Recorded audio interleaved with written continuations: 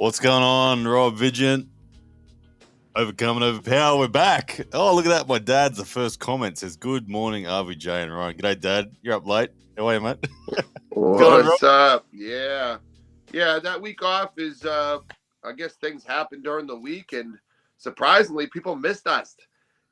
What started off as an April Fool's joke, now people are all of a sudden thirsting for us to be jarring at each other. Imagine that. Oh man, they were upset last week. They really were because we didn't give them much notice, and it was like, people were rearranging their whole weekend and what's going on. Yeah, but you know what it is? It's almost like that elusive girl who doesn't call you back.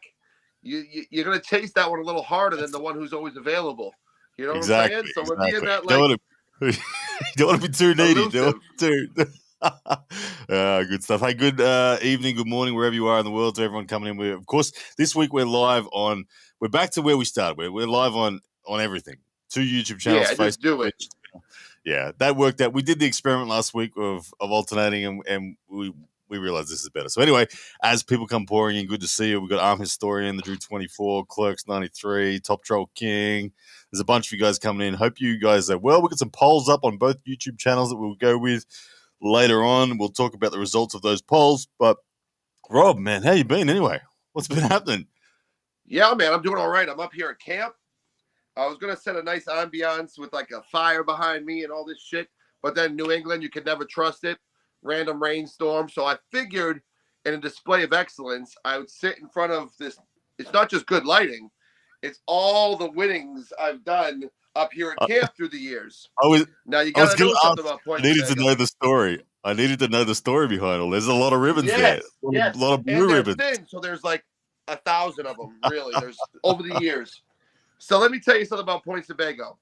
There is a competitive culture here that everything, like, okay, so for certain games, they give away a T-shirt that says "I won it," and every year it's a different design. And the only way you can get that fucking T-shirt is by winning. But the problem is there's like 150 people in each bracket. Yep. And they'll train for it. They like game up for it. So if it's like beanbag or wash-a-toss or tennis or shuffleboard. Buddy, is this like a sort of a camp where the average age is like 65? Is it like old people going holiday? Is that who No. This is like everywhere from like babies to like probably predominantly like babies to like middle age, and then you do get older people that like are here but they're not competitive. Like there's volleyball tournaments that last like 4 days. There's tennis tournaments, but you'll get sleepers that are like volleyball from college volleyball players and tennis players that try to come in and sleep. But there'll be another team that's from like D1 colleges, and they meet and you see some epic shit. So like winning a T-shirt that says "I won it" sometimes eludes people for fucking years. It eludes them because they come their whole week and they want to. I do canoe tug of war. I do stein hoisting. I do fucking wash-a-toss. This is all my family. We got about 1,000 of them. We're the winningest family at Points Tobago history. There you go. Well, Clark's you get like 100 people in each bracket, and it's nuts.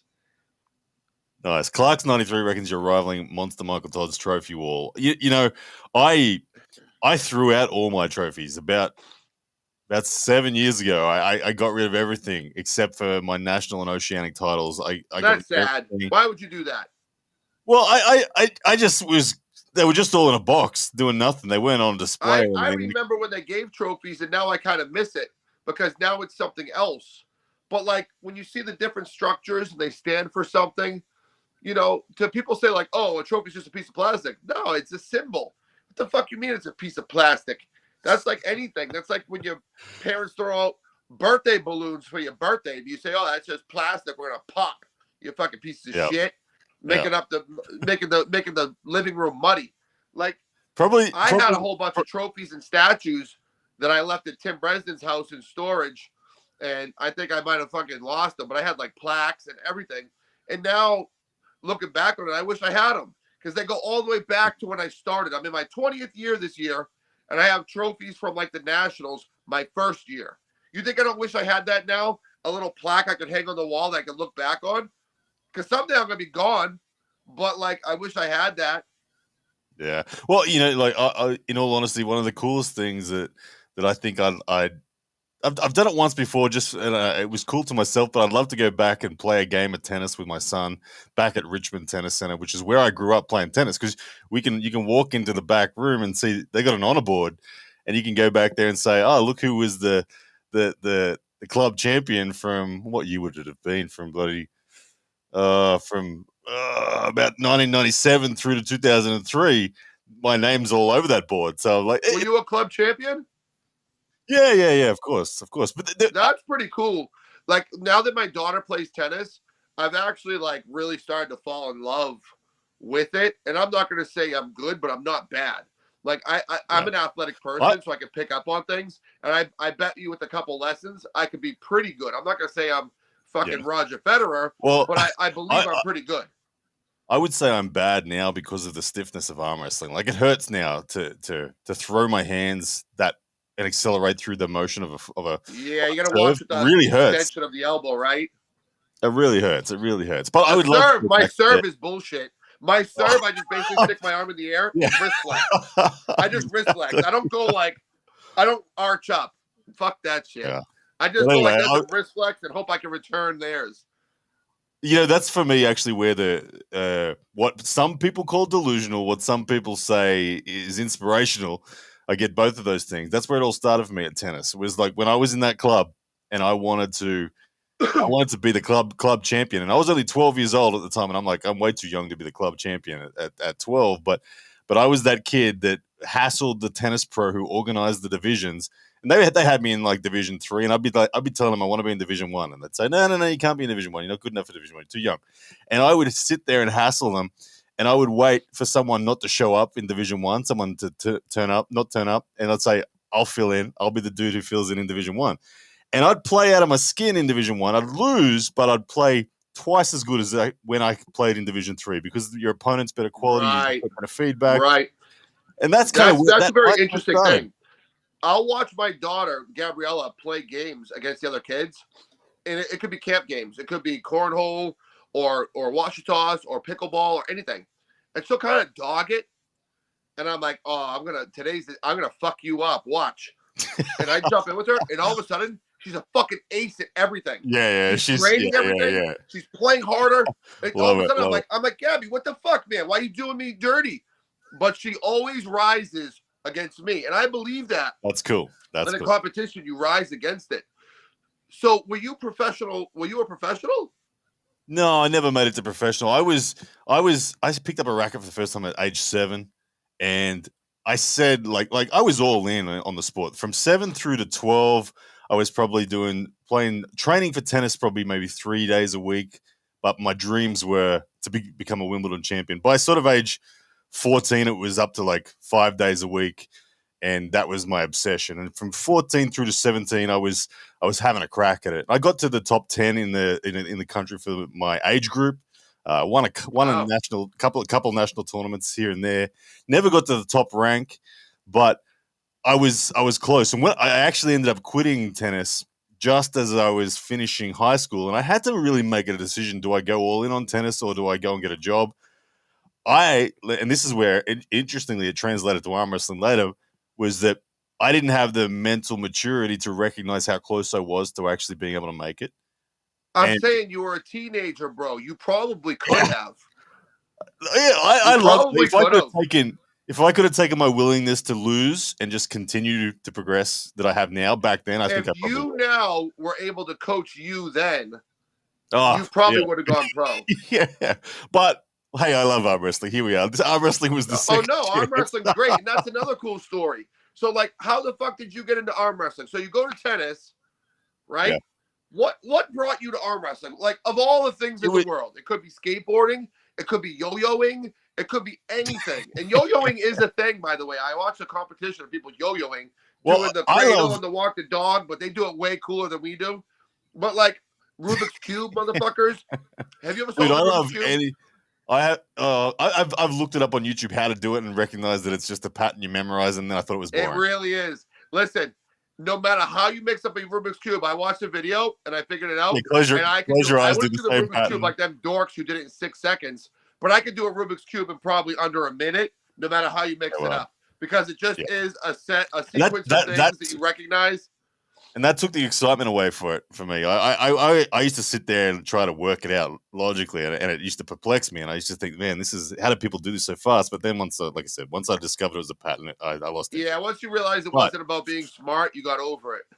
Yeah, but my arm wrestling 150 for me, IQ was going to something else. exactly. Look, even it's funny. My dad's watching at the moment, and Dad, if you are watching, he can verify the IQ for anyone who wants to know. My dad and I used to compete in IQ tests as growing up through high school. That was what we did for fun, and my mum and my sister would stay well away with it. We'd try to encourage them to do it. They were too shy to get involved. Ryan, so I don't even this conversation because this will bring us more shade than us saying we'll beat Levon. We need to get away from this conversation right now. Well, don't you realize we're arm wrestlers? People are fact. happy thinking that we're like 75 or below. You can't say that we have an IQ anything over 75. This brings more shade than actually saying you'll beat Levon. Just say we're going to beat Levon right now. Well, look, yeah, anyway, yeah, that's true, probably true, but I'll happily do a live IQ test one day just to prove it. Oh, me too. But, yeah. But what was I saying? Tell my IQ. Nobody beats me in word judo. If you want to fucking do ad lib, quid pro quo, Clarice, I never lose it. and you show me anybody, like I don't need to know George Carlin's or Eddie Murphy or Robin Williams IQ. I promise you that they're up here just tell. Because no matter what you say, they can snap back with something that's very funny, very witty, very thought out. That quick. Yeah. I remember when I was in the military and we were listening to an education officer, and they were talking about what separates people who are good speakers and those who aren't. And they said to me, it was how many words ahead in your own thoughts are you compared to reality? You've already seen it. You've already dialed it down, and it's now just by the time it gets to your mouth, you already got a whole dialogue. Like you can already see the whole fucking speech. It's like savant shit, right? They can already see it, and then it just pops. Right? Yeah. Hey, so there's a few things going on in my head right now, but one question I didn't answer: how did I get into arm wrestling? It was simply that it was actually a second chance that kind of come up by accident. I owned a sports supplement store, and the wholesale resupplier challenged me to an arm wrestle. He beat me, and it pissed me off because I didn't lose arm wrestles as a kid at all, or in my. So wait a minute, you went somewhere and arm wrestled somebody? Oh no, I owned a retail supplement store, and my wholesale resupplier. You used to own a supplement store? Yeah, for about 4 years. I sold protein and creatine. I feel like I've known your whole life because of YouTube, and I never knew that. That was go back to video number 1 on YouTube. There's me in the store talking about my arm wrestling aspirations. Well, I remember when you were like skinny Bowen, and I liked you because remember the single strap that you and your dad tried out? Yeah. The single one, and you showed how effective it was at holding people together and top rolling and everything. And I was like, bam, I love that guy. The only thing that strap messed up was I found in a top roll v top roll scenario, it felt injury prone. That was under full force. It would bind a little bit, but all straps bind. And we're going to talk about straps because I saw your recent practice. We're going to talk about those, Ryan. I felt good. We're going to address a super. We'll get back to that. There's a big super chat that came in a while ago. I've got to not skip it. Mediocre Pronator, thank you very much for $19.99 US. He says, appreciate Rob's stance on roids in the sport. I feel that's what's actually preventing arm wrestling from getting to the next level. When our athletes make Nick Boza look like a child, 49ers D, and we have a problem. I don't know who Nick Boza is. Do you know who Nick Boza is? He's probably a big jack fucking professional football player. So you can imagine. Yes, thank you very much. I have a stance, and as I said in my last video, it's a difficult road to toe because it makes me part of the minority. And I'm in a conundrum where do I seek growth or like banging my head against the wall for my values? And my values are always going to be my values. It's just do I constantly share them out here because sometimes I feel like I'm banging my head against the wall. So I'm a person that's like, but thank you for your super chat. I appreciate that you feel it. Appreciate that too. And we got Mega Mike for $4.99, and he says, hello, fellows. Great show. Mega Mike, congratulations on your big win at Knuckles Up last weekend too. Mega Mike, I don't know if you saw that, Rod, but he looked tremendously strong and dominant. Did you see it? Yeah, I've always seen Mega Mike looking strong. I've never seen him not looking strong. He's just a fucking unit who looks complete everywhere. So, congratulations on the win. I to be honest, when I go up in a way, I love me some knuckles up. I love to support the channels, but when I go away with my kids, I disconnect. So I didn't see it, but I'm not surprised. Every time I've seen you pull, you've been a super stud, super beast. Even against Pablo, that match was like tit for tat. So I could see you winning that match with some adjustments. Congratulations. Thank you for the super chat.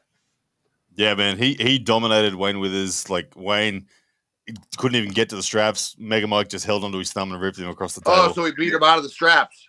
Yeah, and then they donated a strap to him on the last round. Like, Mega Mike had actually won the match, but they said, "Oh, can we see what happens in straps?" They did the extra round, and it looked even more dominant in straps. It was like, oh wow, yeah, okay. Yeah, wow, good for you, man. Like, yeah, big strong motherfucker. Hey, you need a couple of these hanging over your head.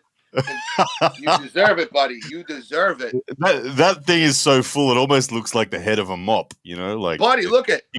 I got them on all my little handles. It's not just one, bro. There's like 1,000 of them. And they're mostly blue too. So they're when I show up, blue. People know it's game time. I have hand-eye coordination. I was a scholarship level artist back in the day, so that on top of being an athlete, my hand-eye coordination is fucking crazy. So you give me a game where I got to put watches in a hole or beanbags in a hole.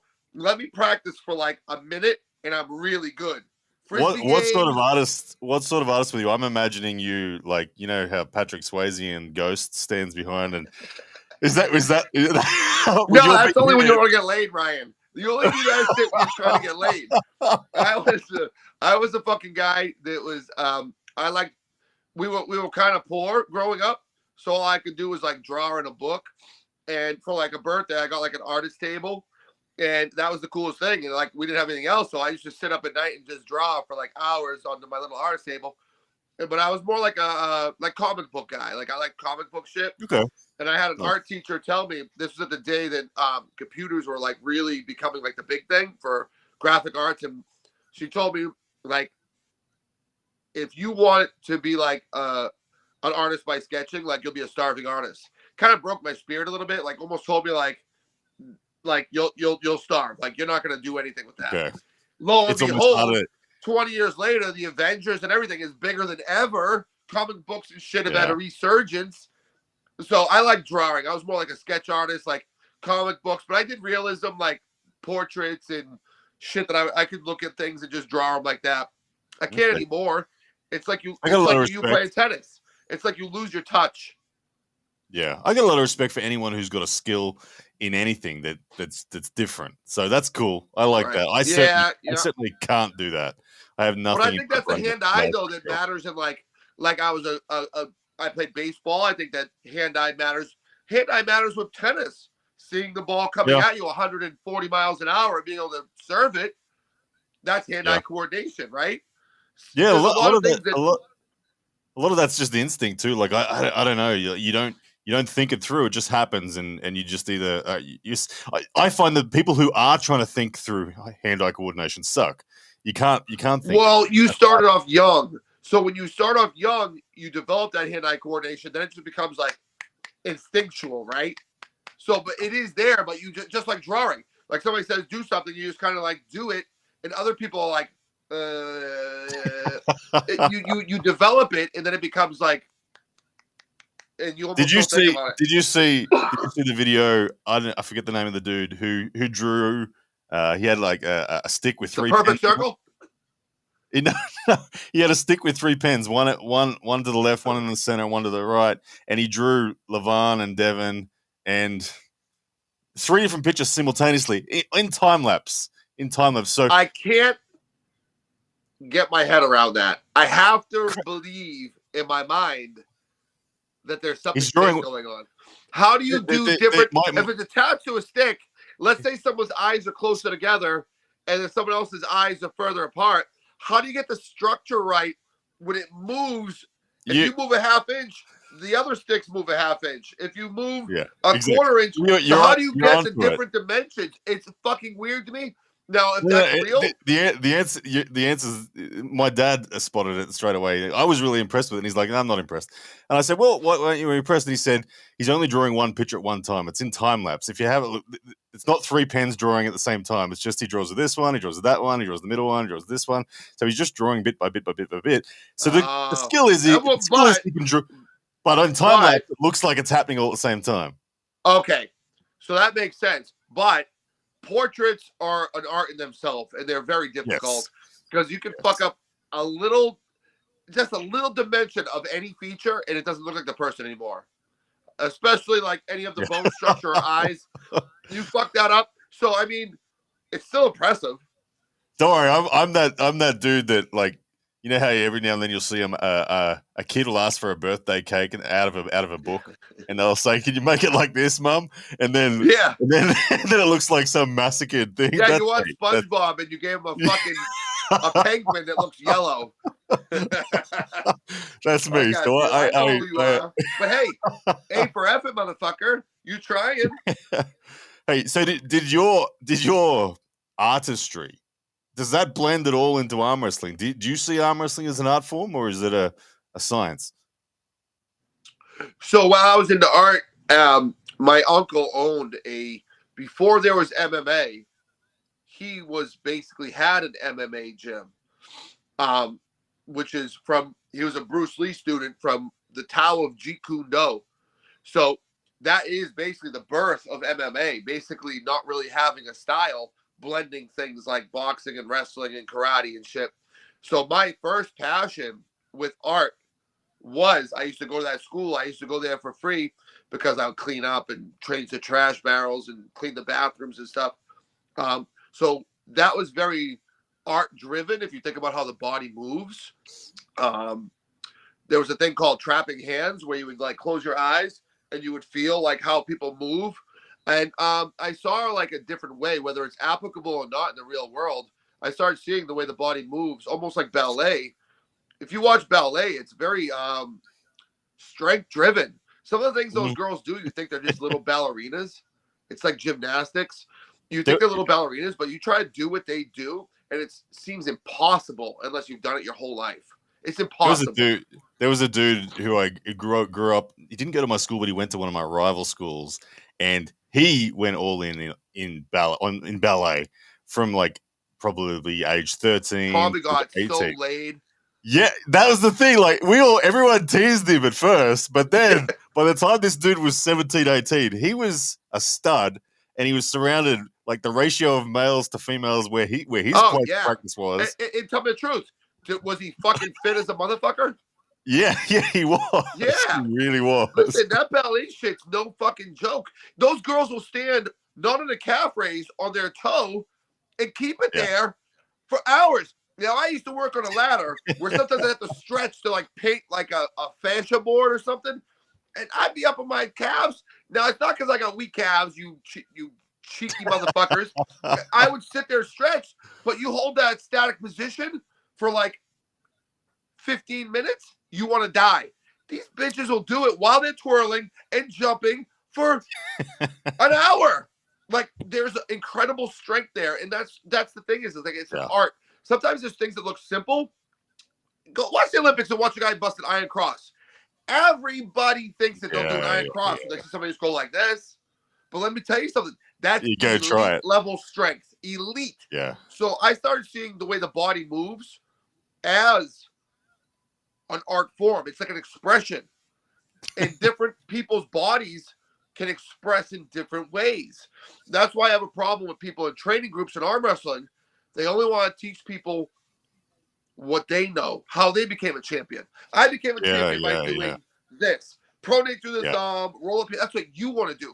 But somebody else's body might want to express to like totally like come across and crush or hook and drag. Like how people's bodies, it's like anything else.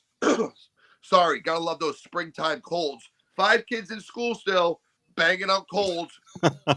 Anyways, yes, I do see it apply to arm wrestling as far as like a fluidity in how people move. But many people don't realize it, and I don't even think I've realized it yet.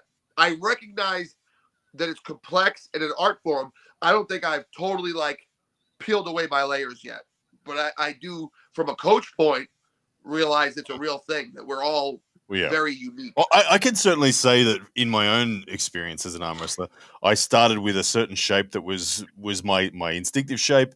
I developed that. I then tried to develop the complete other side of the spectrum.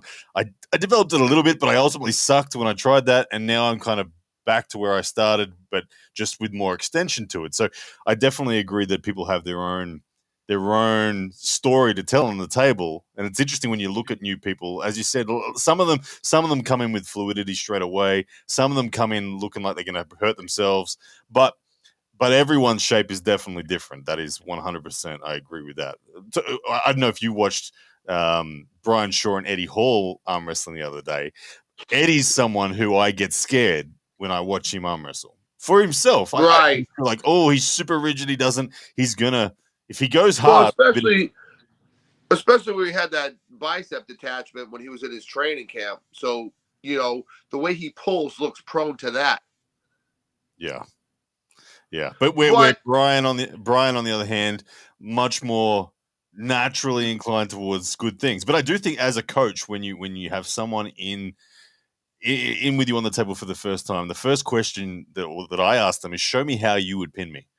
Show me what your instinct is. I just want to see, are they a presser, are they a top roller, are they hook drag, or whatever, and then you build from there. That's kind of where I go. Right. Yeah, I mean, there's always options, and people can always develop.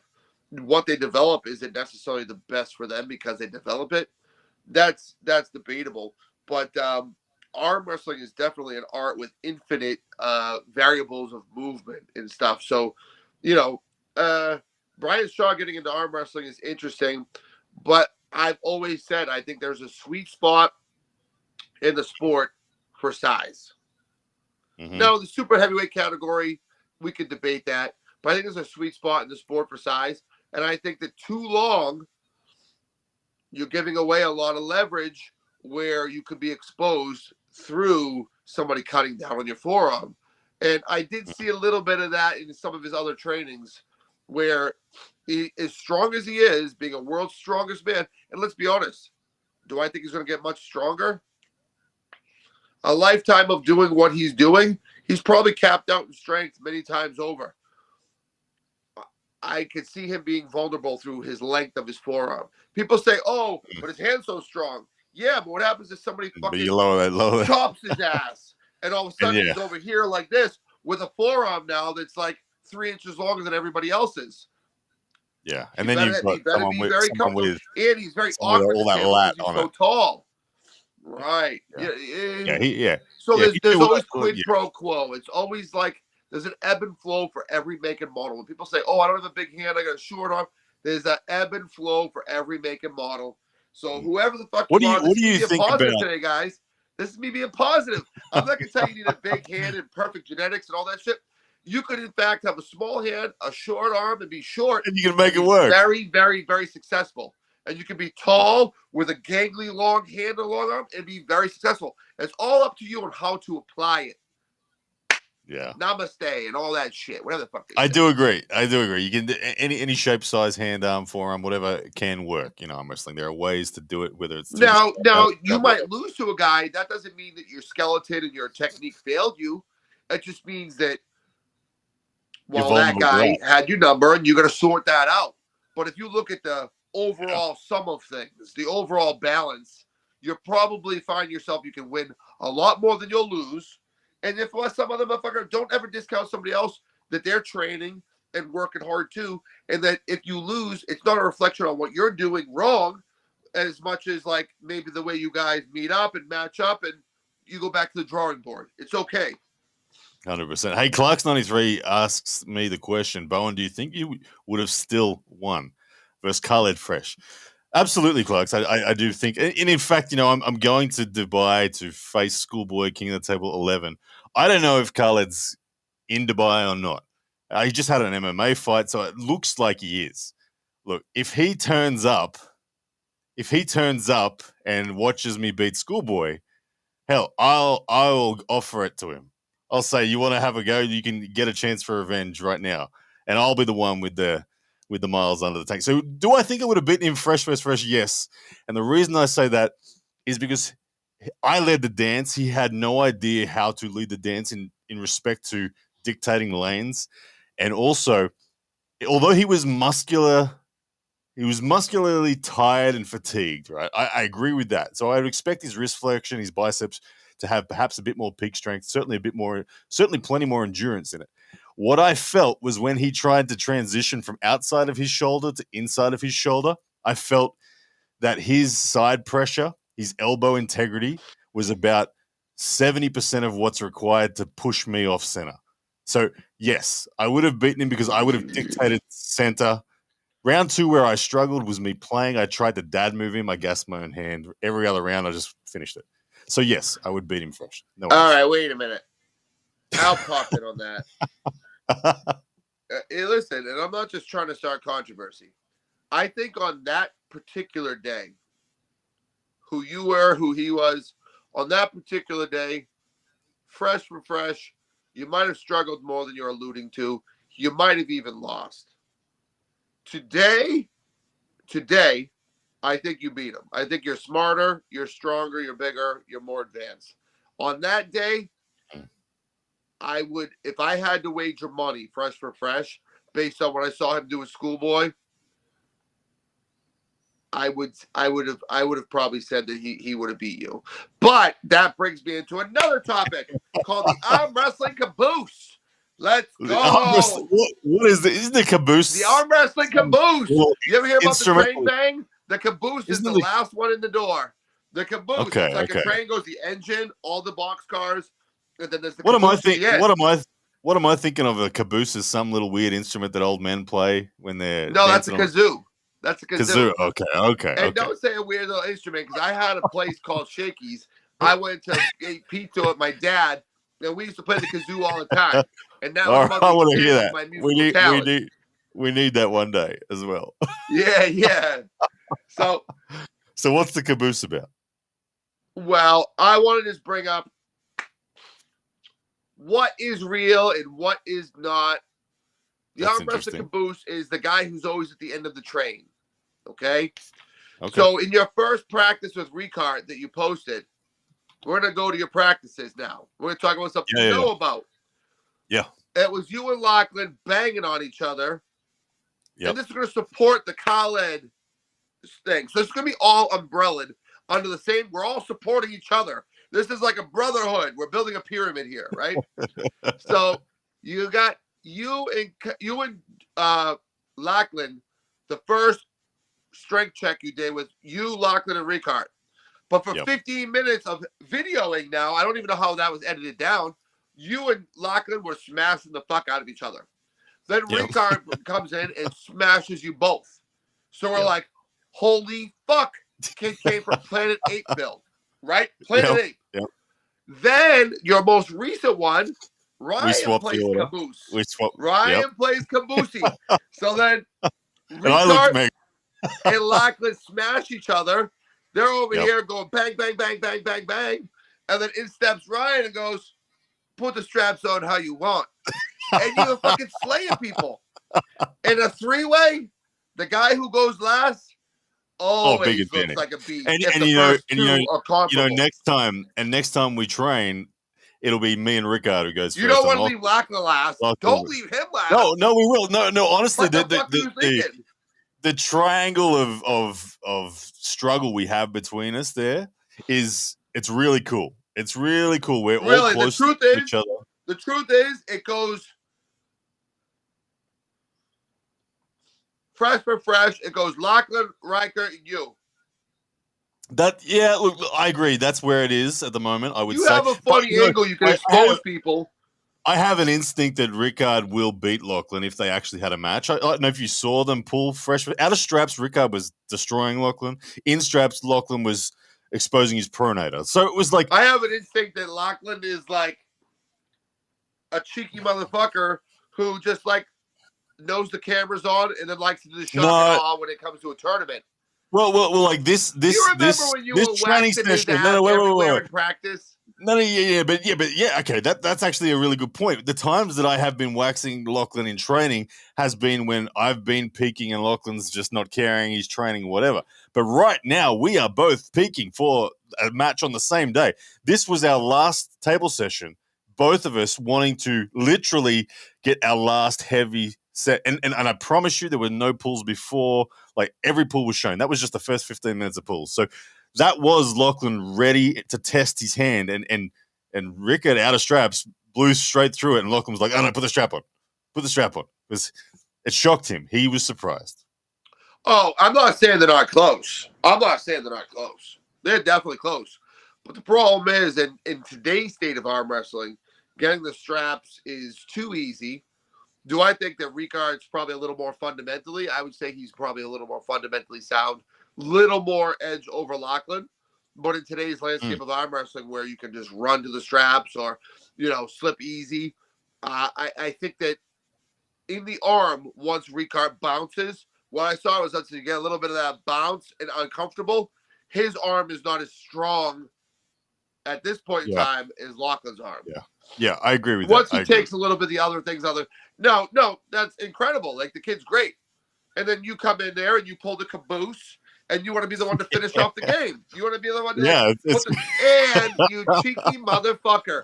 The straps were down here. How do you do that to a person? I'm going to tell you right now. Did you not notice? Okay, did you not notice? Here. Sure. I will get that same strap at King of the Table. You watch me do it. And it doesn't. I get it. What I want, I get it. And look, even when Lachlan was putting it on the strap and the buckle's on my side, when Rickard's putting it, I still get the strap. I still get it. Yeah, you guys, fuck the strap. The strap is a problem, you guys. I get it. And I have this. There's a few screenshots out there, particularly when I face Chance Shaw. I have loose skin, right? Like I do. It's part of the reason why my wrist is so big compared to yours, Rob. I'll give it that. That's what it is. The elephant tightness of the fucking wrist. Where that strap gets on there and it gets super tight in the King's move, I get this massive, like, rolly dog bunch up of skin above the strap. Yeah, like a toaster. It cinches into that real good. It keeps the connection there for longer than it. Like, it's, hey, you got to call it a genetic advantage. Loose skin on the wrist. You know what? That's true. If your skin does actually hold the strap into place, it actually is. It actually is. Like, it does. The strap will come loose and slide up my opponent, and it'll stay secure on me. And I'm like, I agree with the genetic advantage, but my problem is the strap should have never been that fucking low. I'll get it. I'll get it. Down here, halfway on your forearm. That's just crazy. Right there. That's where I aim for the strap. I remember seeing Todd Hutchings at a bar after we had arm wrestled, and that motherfucker had a bruise. Yeah. This shit, like, right here. Yeah. And I was like, that's on your fucking forearm. How you take that little forearm and pin it in the strap? What you got to recognize is if someone straps low, like, don't get me wrong, they are going for something, right? They're going for that extra connection, that power, closer down the lever, yet more force going through the strap. It is a risk, though, because the lower you go, the more potential it has to come loose and slide up. And then you're screwed. If it comes loose and you've lost all connection, there's nothing left. I figured out how to beat it. You figured out how to beat it? That's why I'm so horny to pull a strap-dependent guy. Oh, Rob, we have to do it. We have to do it. Guys are like the sorority of the hot chicks, and I'm the college freshman, and I'm so fucking horny to get to you guys because I got. I will let you have your way with me, but you will not get through it. You will not get through it. You see what you did right here? You're not gonna have that because by the time that motherfucker cinches, you're gonna be like this. Holy shit! Did this guy just pick up my tennis skirt and I'll rotate it over? People always ask me why I do my lift supinated, and I say because that's actually my strongest lane. Is I don't like to be fully pronated. I like to be half pronated. That's where I'm good. No, listen, Bowen, you just jumped on your fucking Marty McFly hoverboard and went up to Delusionalville. I am going to take you and go, pop, right off the gates. And then when you go like this and cinch, all of a sudden, that's motherfucker, it's going to be so sweet. And with the side pressure, You guys all think back pressure, cinching together? No. How about when somebody wants to go back and cinch that, but somebody bangs them side quick? No. Wow. This is Your elbow. the sorority. Yeah, Kick the door your open, elbow Chad. won't hold up. Me and Your Chad are elbow going won't in, hold up. and we're fucking everything in that building. If you tried to go direct side on like where I had like a 45 Oh, no, I'm going to degree side and drag, wrist curl you. And let me tell you something. You ain't never pulled nobody with my wrist curl. Not one person. Khaled had just as much wrist curl as you. Fuck off with that guy with that fake jungle. I picked up an engine when I was 10 years old, and I never worked out. They found him at a fitness expo. Don't tell me, Khaled. He had stretch marks on his titties and his biceps. You don't get that shit working out in the jungle. That guy was geared up to max. You think he got that off of lifting bamboo? Get the fuck out of here. Khaled was a fucking gym freak, and they were trying to market him as a jungle boy. Motherfucker. Do I think that Mowgli in the Jungle Book actually lived amongst tigers and bears? Get the fuck out of here, bro. I don't know why you're talking about that. I don't care if he was from the jungle or if he actually was a Khaled didn't have that wrist flexion. He had good grip. He didn't have that wrist flexion.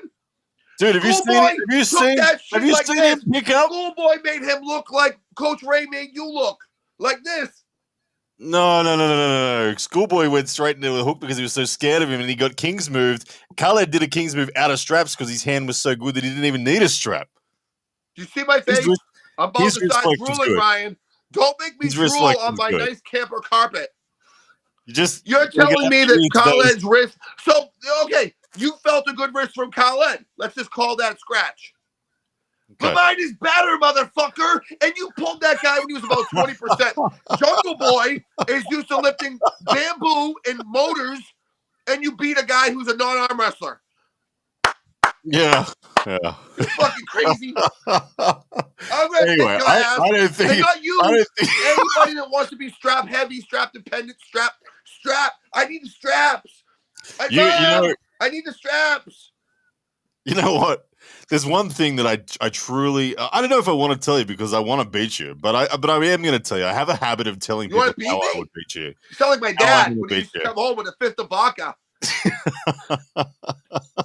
Well, hey, that's grown up in New England. So the way I don't know what it is. I would beat you, the way that I would beat you, I'm going to bed now, Dad. Sorry. When I talk like this, my dad will say to me, Ryan, why do you tell people your secret on how you're going to do something? Or why do you tell people? I have always found that I actually grow fastest as an athlete when I tell people what I'm going to do, even my opponent. So I like it. Let's draw swords, motherfucker. I'll tell you what I'm going to do too. So what I'm going to do now, settle down. I'm sure you've got a reaction to this, but hear me out. I will grip you.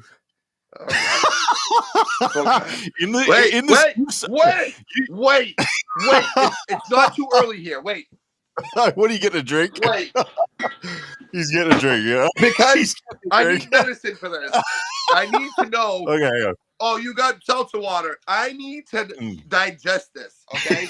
Because this is a fucking problem when you're about to tell me. That's why you're laughing so cheekily. I already know you're going to say something that pisses me off. And I've had a rough weekend already, Ryan.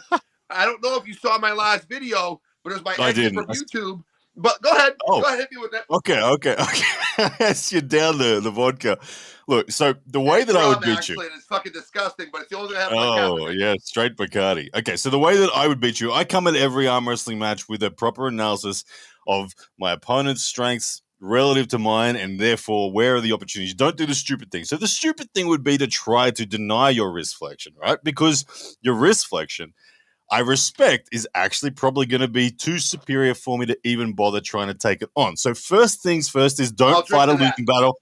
I'm not even going to try to keep your wrist flat, let alone take your wrist. It would be stupid to do it.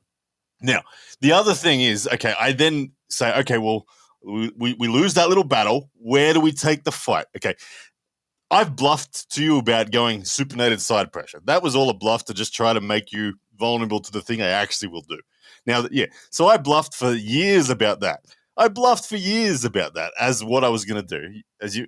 So what I actually would do is I would grip you, and you made mention of how do I get bullshit stuff in the strap like that? It's because I'm good at getting it. I practice getting it. I'm good at getting it. So I would get it against you, Rob. Know that I would just assume I get the strap I want, okay? Because I put on a strap more than you. So when I go into a strap, I'm going to make my pronation loaded, right? But it's not going to be high and loaded. It's going to be just low enough that you think I'm going to fight for wrist flexion, and you think there's something there, but when you actually bend your wrist to its maximum capacity, my pronation will not be affected. Okay, if I'm up here and you wrist curl, my pronation's affected. But if there's a sweet spot, a pocket just low enough in the strap where when you bend your wrist, you actually just bend your wrist around my hand. You don't actually affect my pronation. Now, but what if we both do the same thing, and I'm just stronger than you? Well, yeah. If you played my game exactly, but you're not going to play my game. You're going to play your game because there's going to be nerves in you that are worried about me top rolling you at the end of the day. So you're going to kind of be ready. You're going to be high, and you're going to be expecting to do that. And when you do that, I'm going to be underneath you, and you're going to go sideways, and I'm going to cinch that strap down against all that dog skin that I got going on, and I'm going to get my rear delts involved, my lats involved, and I'm going to be bloody hard to pin. And you're going to start going, what the hell do I do next? That's how I'm going to beat you. That's what I throw on the heavy fucking... See this thing here? I've been doing skull crushes for months. Just fucking waiting for the day. You'd be surprised. Waiting for the day that somebody would talk like you did. And I just go, bam! Welcome to Pizza Hut, motherfuckers. Because you want more pepperoni with that? That's it. Hey, that's a cute idea. But you've got to actually secure it all. And you haven't felt that motherfucker yet. It's true, and that's the exciting thing about the sport is that I watch these shows with wilderness people, and they go, "Oh, I survive all the time. I go out and live in the woods in Louisiana, and I'm like the best at living. I do it for 3 years straight." And they're so confident. Then they put them somewhere that's just a little bit colder than they're used to, and they're like this. Oh, fucking extraction. Well, you take anyone out of their comfort zone of what they're used to. You're used to dealing with your motherfuckers. I'm a different motherfucker. You're living in the warm climate. I'm the Arctic. I don't know, but man, one of us. Okay. There's two roles in every match, right? And sometimes the roles aren't defined until after the first round has happened. Then you clearly know one guy's the strong guy and one guy's the weak guy. And the weak guy has to disengage the strong guy. Otherwise, it's good night. But the strong guy tends to fall into the category of recognizing he's strong and therefore taking the shortest route. But the shortest route is vulnerable to counterattacks, to making errors. It's the dude that's actually weaker who usually makes the comeback, who usually causes the error in the other guy. Now, I am happy to acknowledge I'm probably the weaker dude. Probably. Oh, my God. Wait. All the years of culmination came to this point. Wait. Just give me a moment. I can't believe you actually fucking just said that. You know what? But I don't need any more analysis. I heard everything I need to hear. Holy fuck. I was still weird. Wow.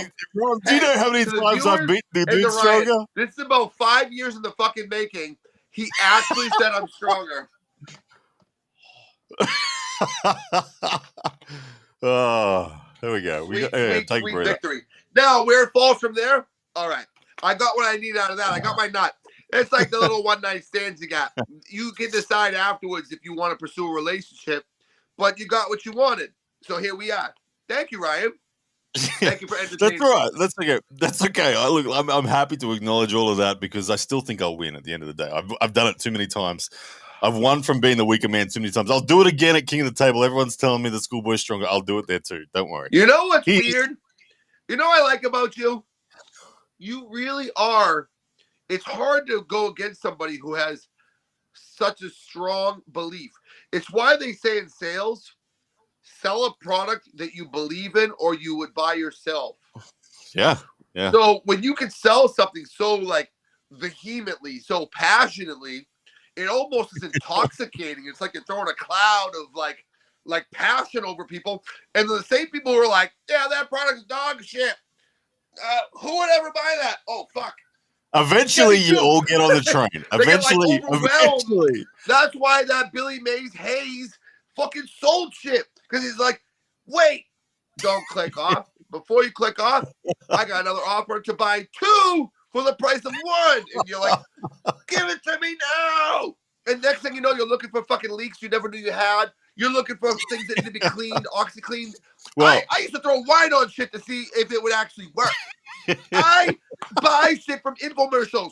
I almost bought blue blockers one time, motherfucker. So you're telling me that you would bet on me to achieve my goals, as long as they're not against you. Man, you know what? I don't know if you do it for the tube or if you really are that person. It's hard for me to It's me. It is me. It is me. But you know what? That's that level of self-belief, because I have it in myself. I just don't voice it the way you do, because every time people tell me no, it's the most powerful thing in the world. But it's rare. A lot of people get broken, and especially with the shade you get, I would think you get broken. I will tell you that of all your qualities, that's probably the most unnerving. It's like that pig who tried to eat my dick at the fucking Bahamas. I pushed it off, I kicked it, and he just kept coming back. He tried to eat your what? I killed the pig, but he just kept coming for my fucking balls. He wanted to eat my balls. He thought there was Cheetos because I had some crackers in my pants pocket, and he tried to eat my fucking dick. But you were like that pig. It's very unnerving with something you can't scare off. If you can't scare something off, like you can't just fucking, that's true. It's true. Fuck it off. It's true. It's unnerving because then now it's like that. Have you ever watched like Goodfellas or Casino? Like you gotta kill something. The dude that doesn't feel pain in a fight is the dude that's just gonna keep going, isn't it? So it's like it's terrifying.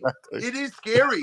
And while I think that I'm physically too much for you, it is unnerving somebody that like is unwavered. That's a quality that is rare. And I respect it. I do. I respect that from afar. I appreciate it. And it has been me from the start. And I'm not saying like you're a fucking at 12 years old, that was me. Like I said, jumping into Division 1 tennis play when the pros were saying you can't play Division 1, and I'd be like, let me out at Division 1. Trust me, I can. I'd lose, but I'd get better. And eventually, I won Division 1, so it's all good. Yeah, you're a beast. All right. Hold on a second. So we've basically confirmed. Just give me her shirt real quick. You can come in. I'm coming right back, Ryan. Relax. Oh, good. You take your time. You take your time. We'll admire those ribbons. They just went down while I was playing. It's my son's birthday. They went down while I was playing. See? Oh, look at another one. Right? My daughter, what'd you win? Washita. See this? It's the year, and the only way you can get this, it says I won it. You can't buy it. You can't go get it from a store. You got to win it. Right there. Well all done. Right, now you guys can come in here. Just don't act like fucking wild animals. No, I'm really unbringing Landon again. All right, go out there then. All right, so what's next, Ryan? Now that we know you're unwavering, honest to God.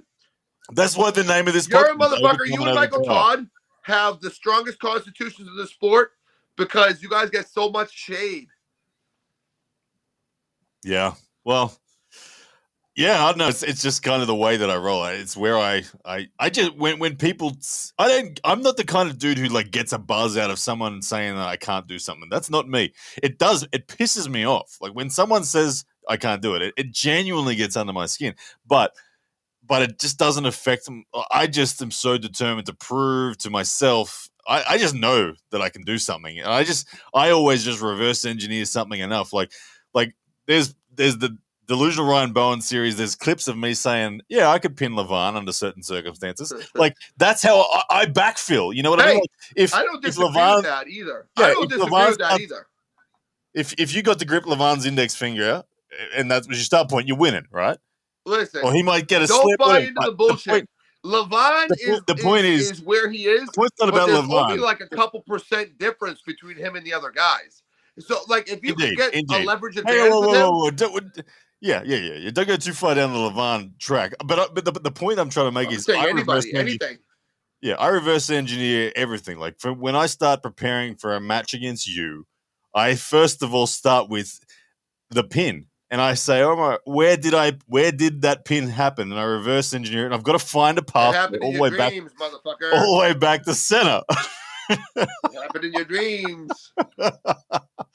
It'll happen one day. It will. It just Someday we will. Yeah, just what the fuck, man? When you're like Okay. 20 years deep, and I'm old, and the 300 pounds, like fucking Gennady. My brother, my son asked me the other day, at what age do I think he will beat me in an arm wrestling? I said, 82. I said, when I'm 82, you'll beat me. And he's like, No, he'll beat 82. you, and if he trains, I'd say if he's training young, but before he hits 20. I said that to him as a demonstration of I'm never going to let him beat me. Like that kind of what we're talking about before. I'm that kind of father who when we go and shoot hoops, I don't go easy. I try my absolute hardest to win. And I love that. Yeah. And I'm not going to let him do it. Football with my kids, and there's a game we have called foosball. I just bought it for my son's birthday. So it's like basketball, foosball, where you like move over, you clamp it, you bring it back, and you shoot it. Dude, I was flexing on him so hard, I made my son cry on his birthday. Well, like, what the fuck, bro? Like, I'm an abused child. Like, I'm just trying to win. I'm living my childhood through you. You know what I'm saying? It's a process. They all come good. All right, so let's actually talk about some of the arm wrestling that happened throughout the week. We've had a bit of fun. All right, we'll get to that. Okay, so I'll feed you the results, and then I'll tell you which ones were interesting, given that you haven't seen what happened at night. All right. Okay. Roger Leonard beat him up. I shoot him down. Okay, Roger Leonard beat Uncle John 3-2 every time the buckle. It was a very buckle dictated match. They just whoever had the buckle lost their wrist. Mega Mike smashed Wayne Withers 3-0. Mentioned that before. Nadia Wilczynski from the Ukraine 3-0 over Danielle Evanson. She beat her 3-0? Yeah. Now, I know the last time we were on this show, I didn't know who it was. But Nadia's the notorious throat puncher and the hammerhead smasher. Is she? Do you know about that? No, but I know she's been arm wrestling 25 years. I learned that watching the pay-per-view. Right. Nadia's a bad girl. So she threw a throat punch to Valerie Beach, fucked her up real good. I'm telling you right now, one of the craziest things I've seen in arm wrestling. And then when she won the WAL hammer, she was like, "Rah!" She tried to hoist the hammer like I do, but I got a man wrist and she doesn't. And the hammer came down and clumped her fucking dome in. Oh, no. But she's super bad. So she beat Danielle. Probably chopped her in real deep. Yeah, she did. She forced the lane, and then Danielle put up a fight in the hook, but it just wasn't there. I bet, but she probably was like here, and fucking Nadia's like, bam! Yeah. Dude, that's a bad girl. Nadia looked the goods. She's then had real good, yeah.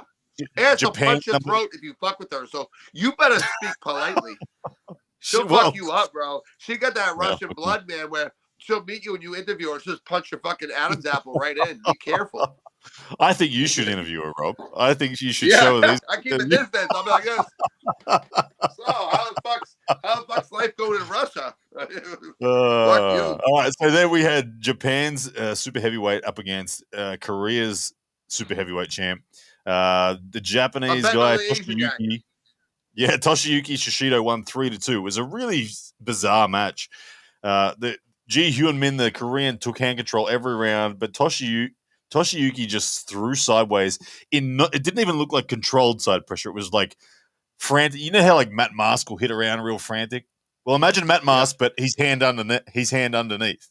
That was Toshiyuki. Yeah. And he won the match with that, which was really surprising. He won with a flop wrist?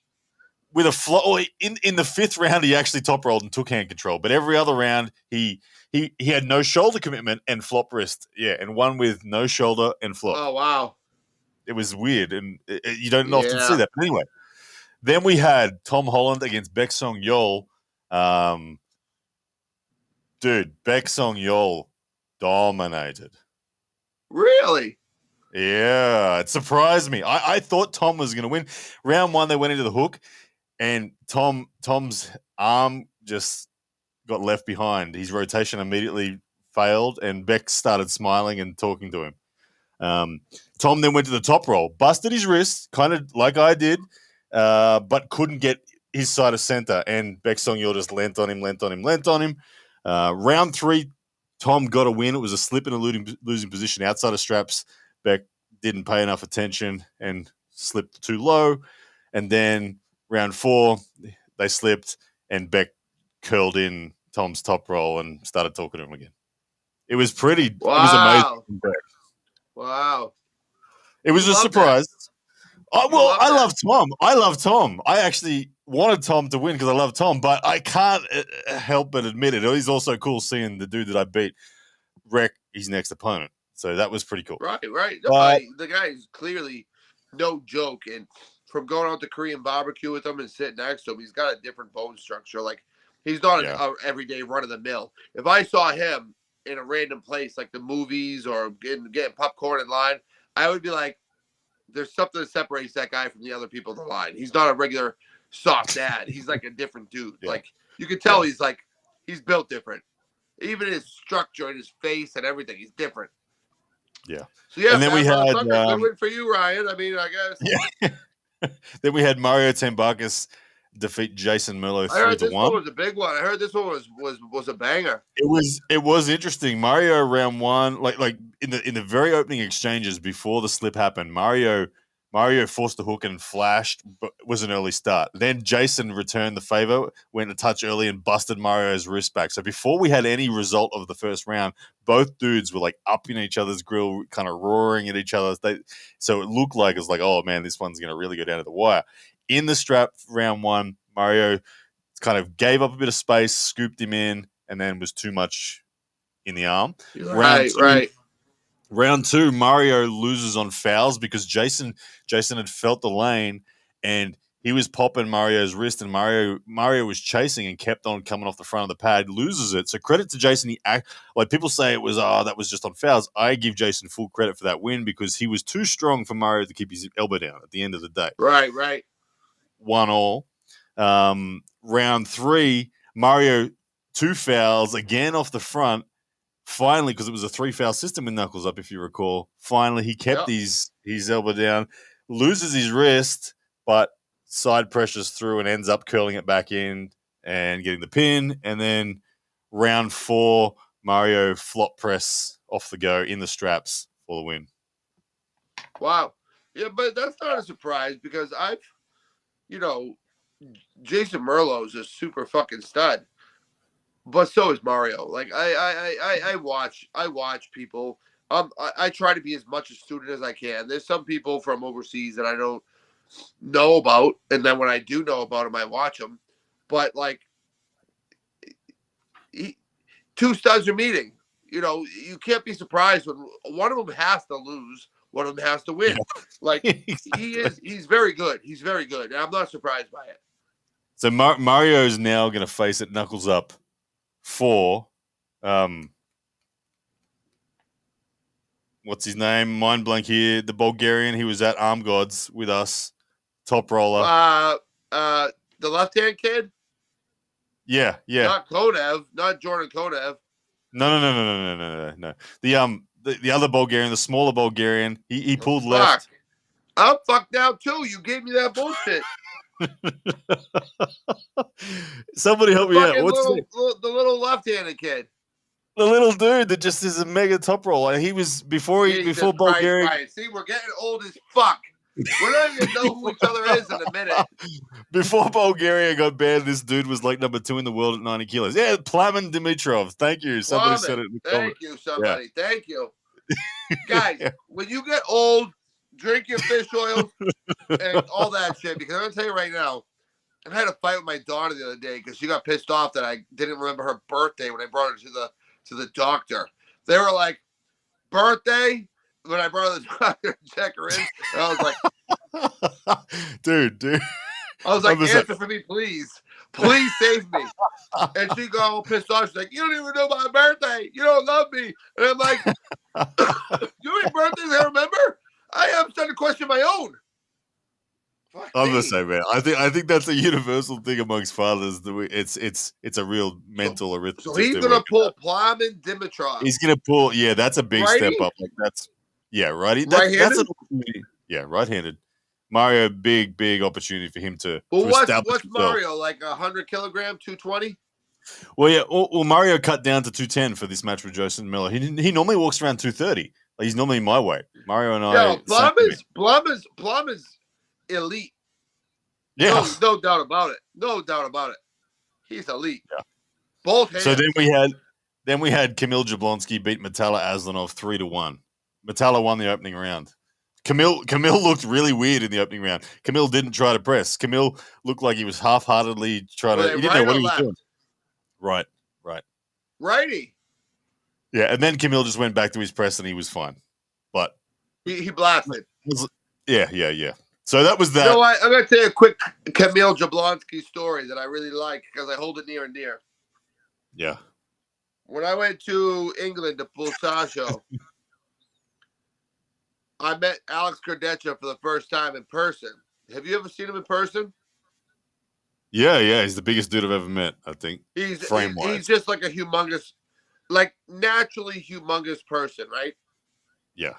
So he was rolling with Kamil Jablonski, who, by the way, is probably not far off of him. He's got like shoulders that are like, my camera can't show it, but they're like humongous.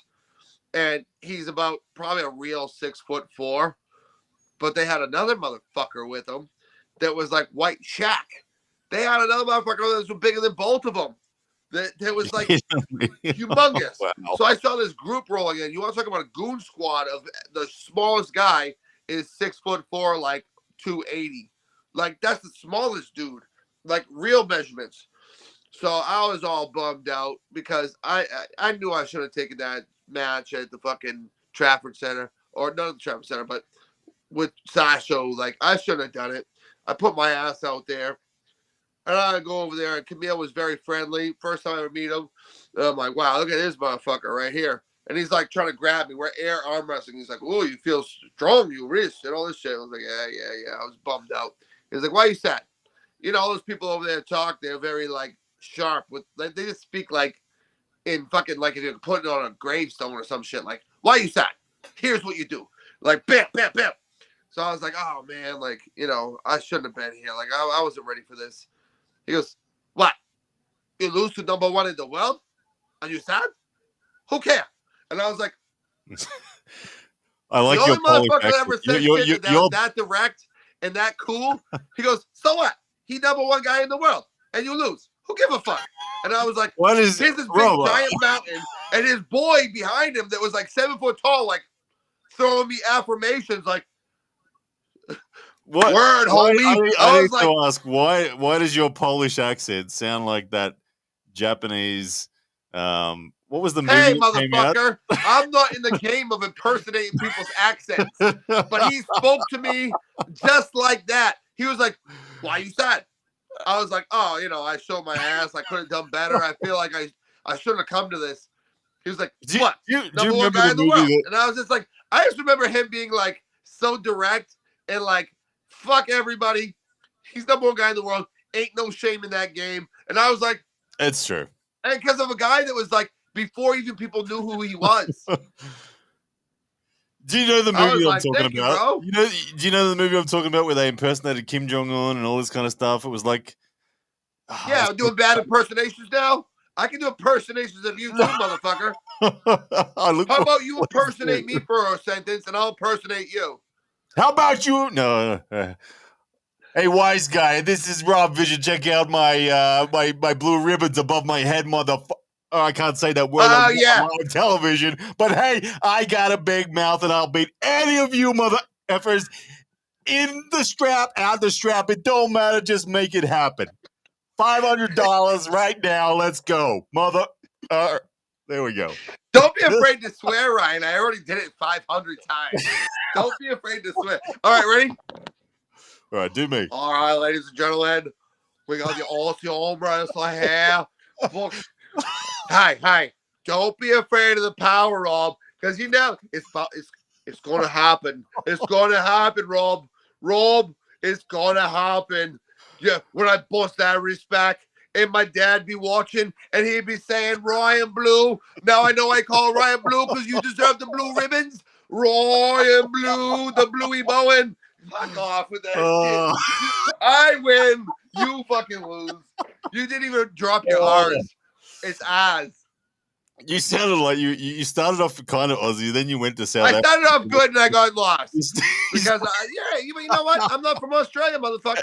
and then But it you know all what? ends. I'll have a drink to that.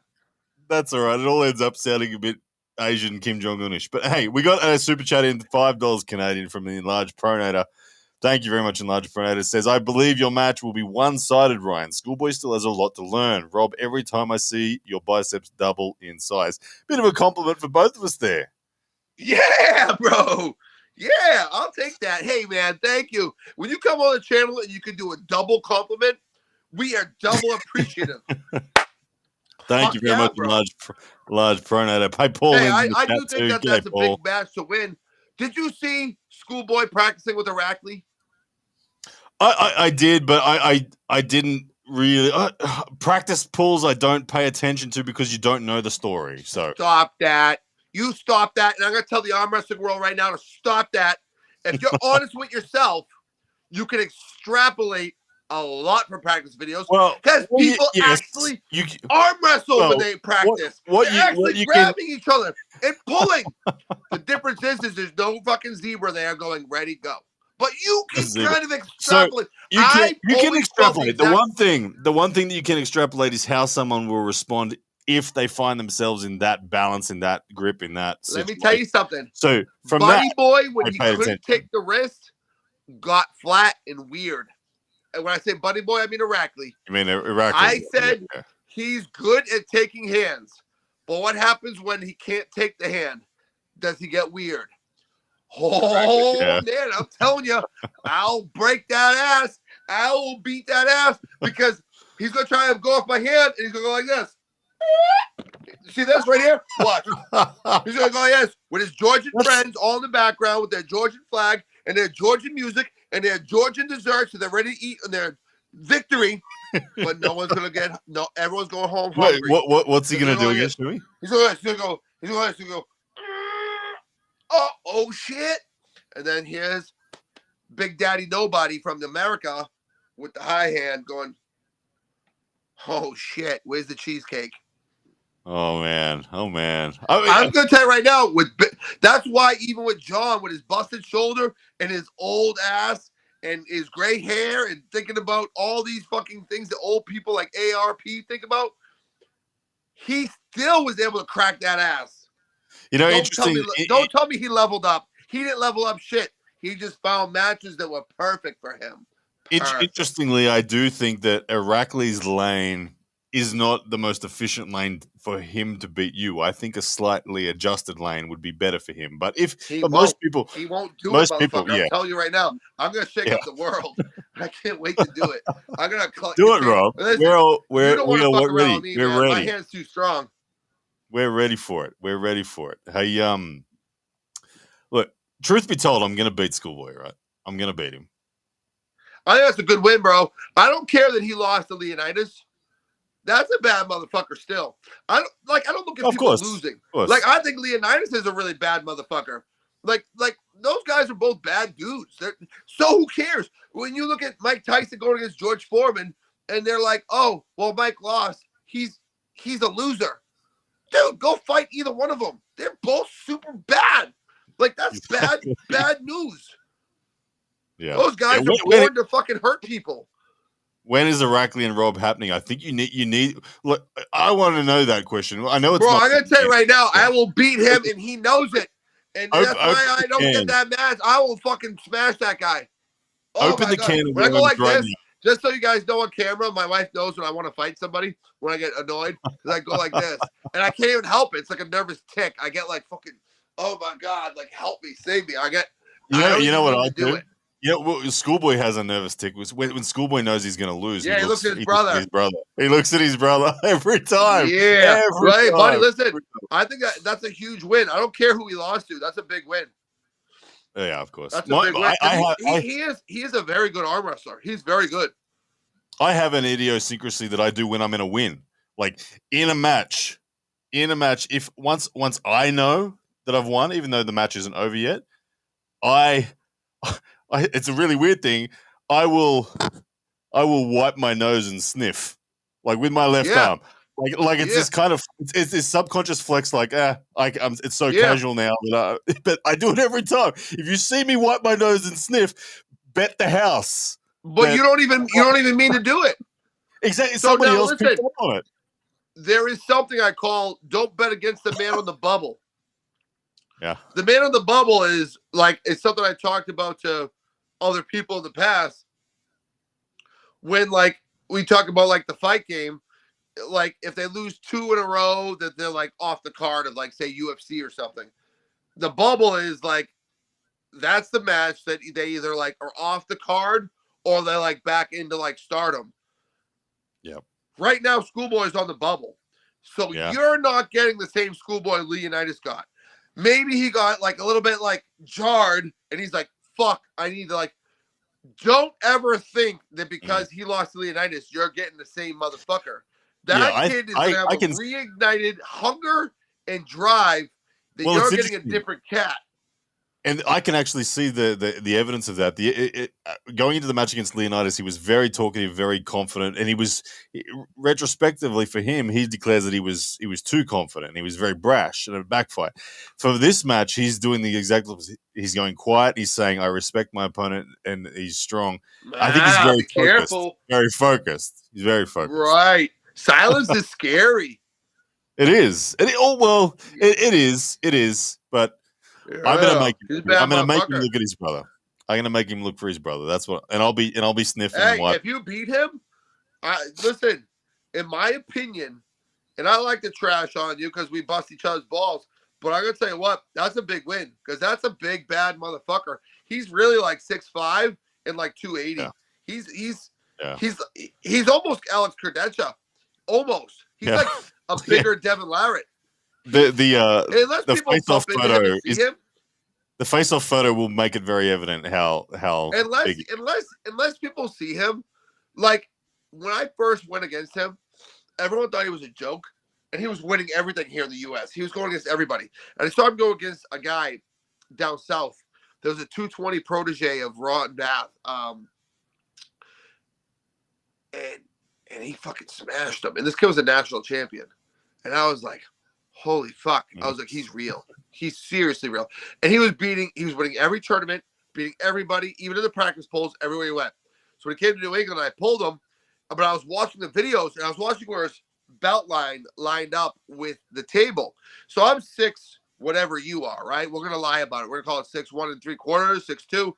Well, I know where I line up, and I'm taller than 95% of people.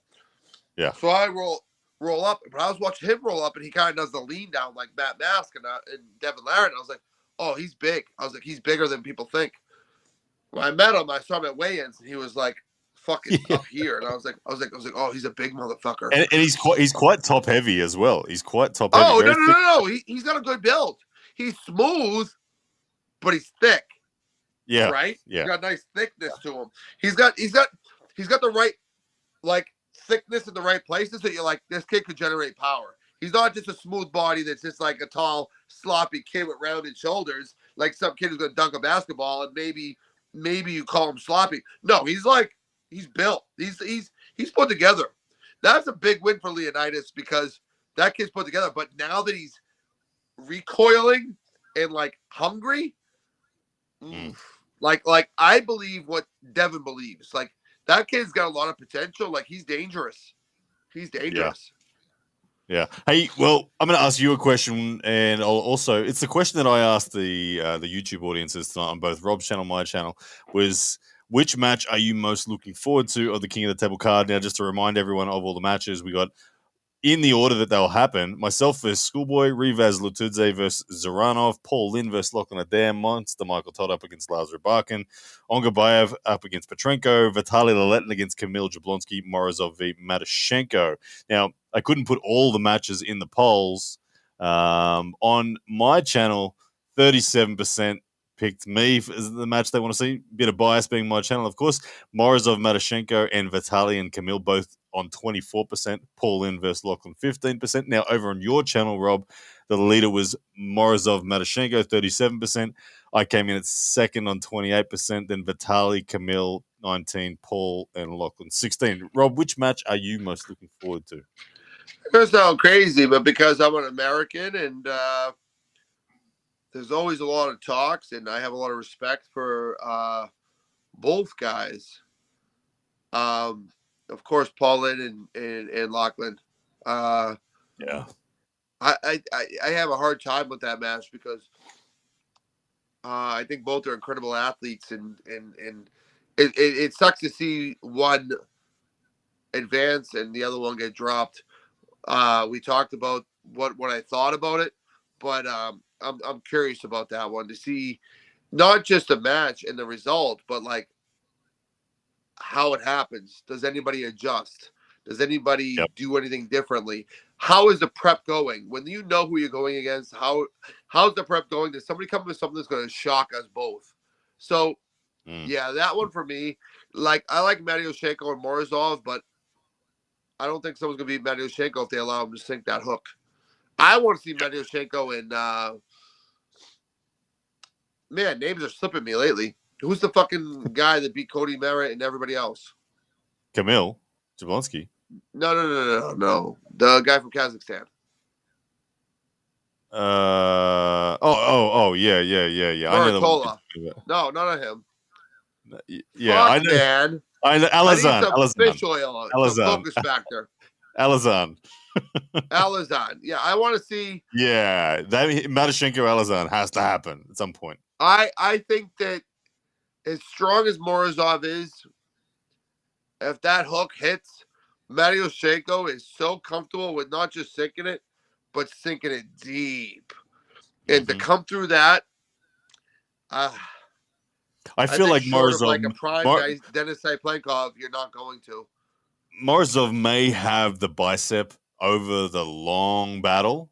Like it may be by round, because you got to remember you need 4 pins to win a King of the Table, so it's a long journey. Yeah, it is. Yeah, like speed, and power will get you a few. Yeah, wins. you think that Matyoshenko's only speed and power, like speed? No, you're crazy, bro.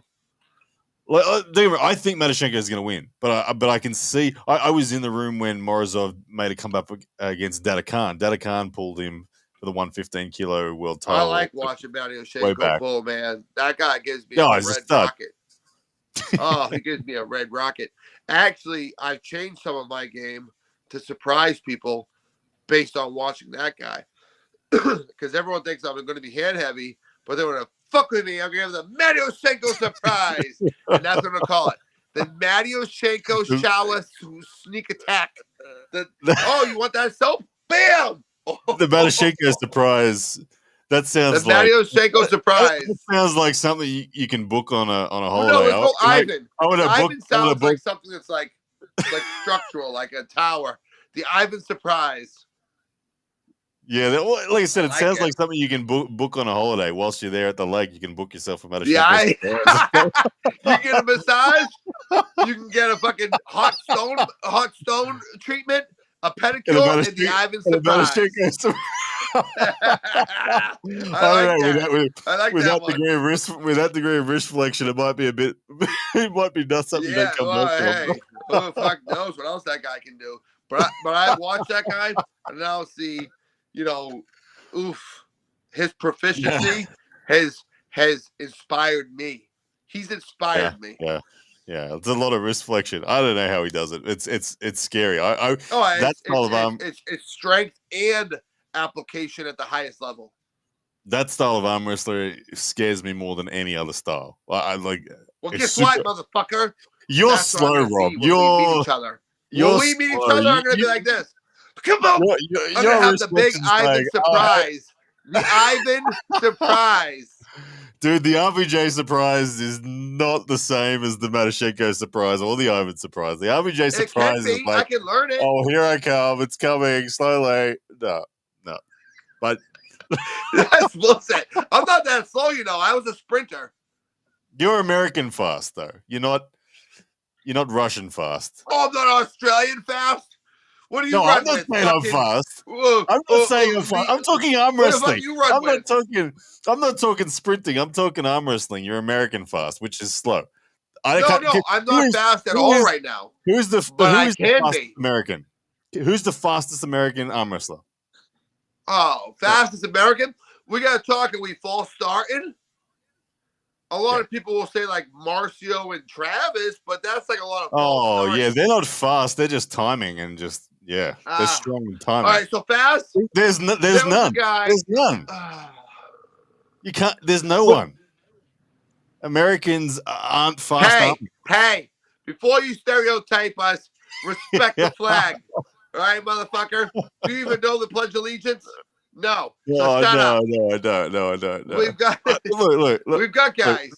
Oh yeah, okay. Corey Miller. Why do you need to be fast? Someone said Corey Miller. I'm not saying you need to be.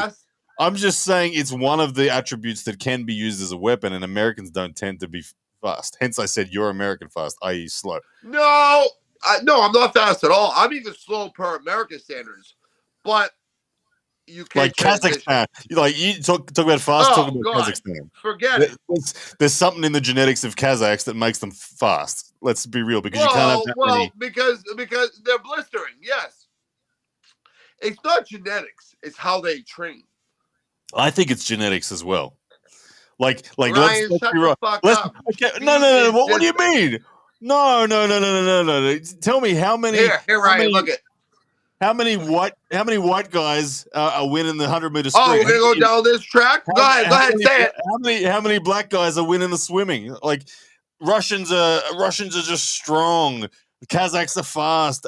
Asians have super fast twitch. Russians are just strong. Isn't Brian Shaw American?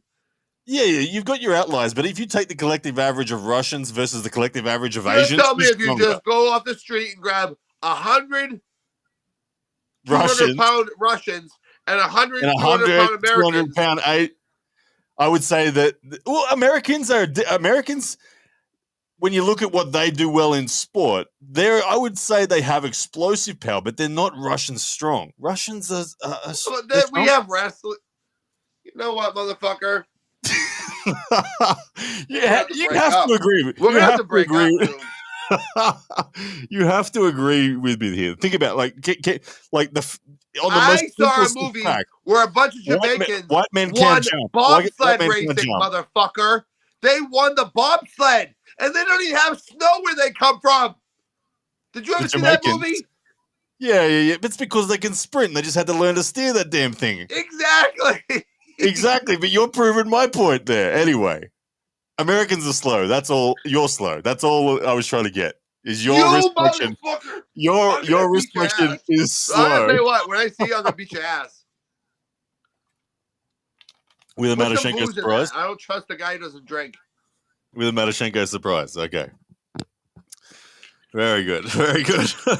People saying I'm going to be cancelled now. I'm going to have my YouTube account taken down because of all that talk. Oh, shut the fuck up. What, race talk? Oh, blacks and whites and Asians. Oh, God forbid we even acknowledge the fact that there's differences. Should we say that? Oh, God. Don't get me down this rabbit hole, motherfuckers. Don't get me down Careful. I don't give a fuck if I get canceled. Did you see my last video, Ryan? I saw the title. I canceled myself off YouTube. I'm officially retired. Okay, so tell me about that. Because I don't believe it, but tell me about it. Well, I'm just done, bro. You're tired of it? Like, what is it that you... Yeah, I don't see... I'm a person that, I can recognize trends.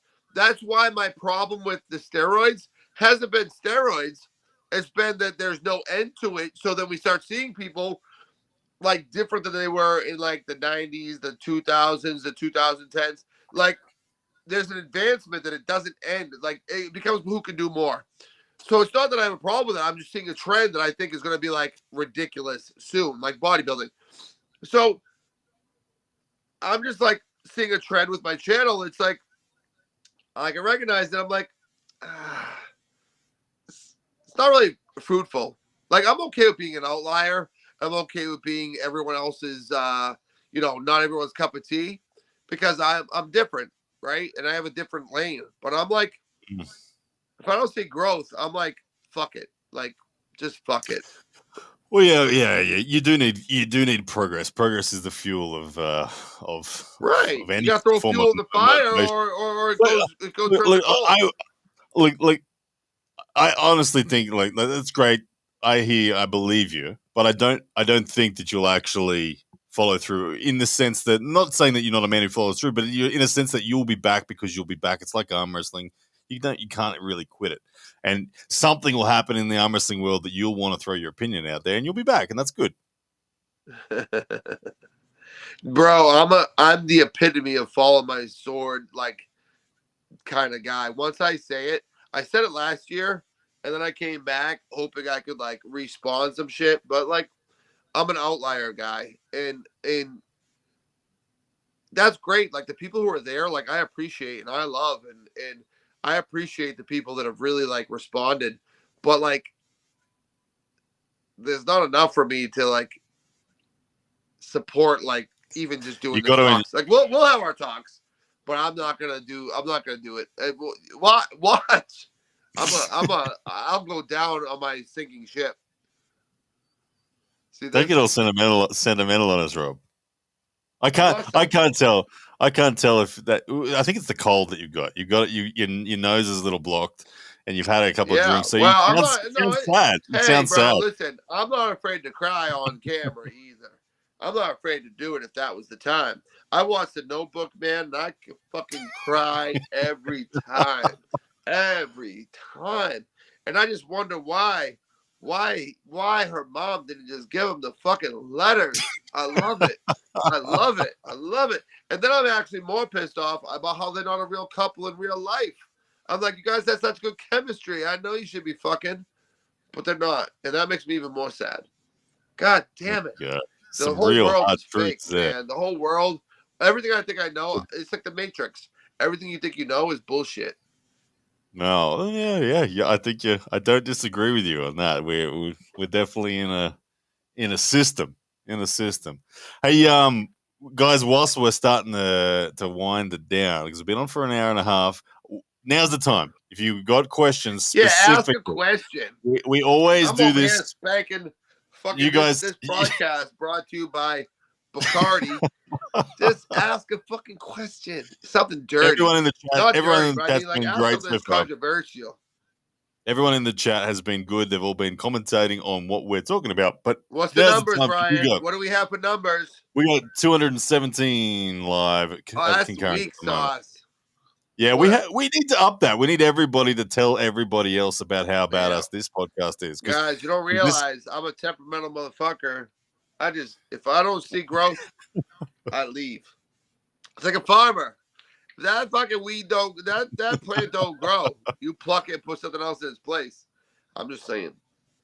There you go. You got a lot of people in the chat saying RVG. I just called you RVG. RVJ. That's all right. Don't stop making videos. A lot of people saying that they want you to stick around. That shit to do. I don't want to talk about. I don't want to sit there and go, here's my bicep curls. Here's my tricep presses. That shit's gay as fuck. Don't you want to know what makes a person different? Like, I could easily be like every one of these fitness influencers and go, here's my bicep routine. I do 3 sets of bicep curls, 3 sets of concentration curls. Fuck off with the gayness. Well, don't you want to know about my philosophy? What made Seneca so cool? What made Marcus Aurelius so cool? It's their fucking brain. And I'd like to be known for more than just being a fucking dummy who can curl shit. Because I can. But that's not what I'm here to talk about. Because it's redundant. It's redundant. Okay, we got a couple of questions that I can see in there. Speaking to me, Ryan. Talk to me about questions. Actually, I'm going to start with this other one first, and Drew24 will come back to you. The Fat Legless Bird asks, Rob, have you heard back from Engen yet regarding East West West 14 stuff in America? I heard from Engen for the recent, July, East versus West. And it was an offer to pull Saigov. Ibrahim. Yeah, fuck that shit. Ibrahim, Saigov, which I think would be a hot match. Super hot. But I said, that's the dead center of my kid's vacation, and traveling would be very hard. Any other month before or after, great. So there's an offer. Who knows where it'll transpire going into maybe August, September, October. I would love to do that match, But just Was that a 105 the kilo match match? that was offered, what that day was tough. Was that a 105 kilo? Yeah. Yeah. And I'm Gotcha. gonna win. I'm gonna win. And what the implication? Oh my God! Imagine if I beat a guy who previously won the AMC and beat Sanders. Oh my God! The arm wrestling world will collapse. They won't know what to do when the natty daddy comes in hot and heavy, all fucking breathing heavy on your neck, 2 beers deep, breathing on you at last call. Oh shit! Oh shit! You won't know Okay. what to do. The Drew 24 asked a question. He says it's a bit of a scenario, an imagined scenario. A $1 million prize for first coming in? place. Yeah, I'm gonna get dressed. All right, go get him dressed. What is All it? right. $1 So we million got first a place. $1 million prize for first place in a year from now, a mega tournament. How much would that spark the world and get media attention, etc.? Would it achieve that, or like say 250K second, 100K third? Would that achieve media attention? Of course it would. Listen, you could achieve media attention. I tried to tell Steve Kaplan this. I tried to tell a lot of people this. Trust me. Listen to me. My game was fucking making a poor guy a rich guy. There's a way to present yourself to be more. If you want to present yourself, start with things that are noble. Youth, military, people we respect in our culture. Start with the youth. Give away a scholarship. Have a high school tournament, but instead of giving away money to some construction worker that works 50 hours a week, people don't respect guys like that. Even though we're noble, even though we're doing a hard day's work and we're living about the laws, how about this? Have a tournament on all the high schools. And then the winner goes to a regional. And then at the end, a person gets a full ride scholarship. Now that's going to be less money than you guys are paying out for some of these tournaments. Give them a full ride scholarship. The tax-free write-off and the fucking media attention you'll get because, oh, so-and-so got a full ride scholarship. And then number 2 might get like a $20,000 scholarship. Number 3 might get a $10,000. That might take them through community college. All of a sudden, you're not seen as an arm wrestling promotion. You're seen as a philanthropist. Well, you know, think about it. I tell Sweden people is that and they don't want to fucking understand it. Sweden Then all is of a sudden, because of that, people put their eyeballs on and go, "Holy fuck! Chad got a full scholarship from arm wrestling. We should do that." How about the football players, even in high school, that blow their knees and looking for something to do? The wrestlers, and they're like, and they do it, and they might have a more of a capacity in arm wrestling than they do in lacrosse, and they become something. It brings an opportunity and an opening that all of a sudden they're going, holy shit, I can get myself into a full-blown scholarship through arm wrestling. Now arm wrestling becomes not only just a niche thing, it becomes a savior. Well, that's I agree. I think that's why countries like India will actually become great arm wrestling nations, because arm wrestling in India, albeit the prize money is small compared to Western standards, it's enough to actually get people out of poverty. And there are so many Indians that I went to a local club in India that was 650 members of a local club, just one little town's club, 650 members. I was like, whoa. Right. Nothing more dangerous than a desperate man. Like desperate. Yeah. But you know what you said is also quite parallel, and Sweden has proved the point, particularly with female arm wrestling. Heidi Anderson, if you don't know, I'm sure you know, Rob, but for everyone Heidi Anderson many years ago established high school championships. She took a table to every school in Sweden and coordinated and ran school championships. And so, particularly amongst females, as you would know, Rob, with your daughter being an arm wrestler, girls are dominant from like 12 or from anywhere it's the best country in the world. 12. They're dominating the boys in arm wrestling, so they fall in love with it through their school process, and they had the pathway. And Sweden subsequently has so many great female arm wrestlers. But what I'm saying is, I agree. But if you invested money, like if you said, I'm going to give 100,000 away, who do I get? Don't get the Rob Vigeants, the Devin Larratts, and the Ryan Bowens. And I would love that if it was given to me, but it's short-sighted. I'll sacrifice myself, put it out there, and give a kid a full scholarship, and watch how the whole school gets behind it, and all the other schools get behind it, and then you're building an interest. Then now, it would be cool. 5 It would years be down so the cool. road, there's millions to give away.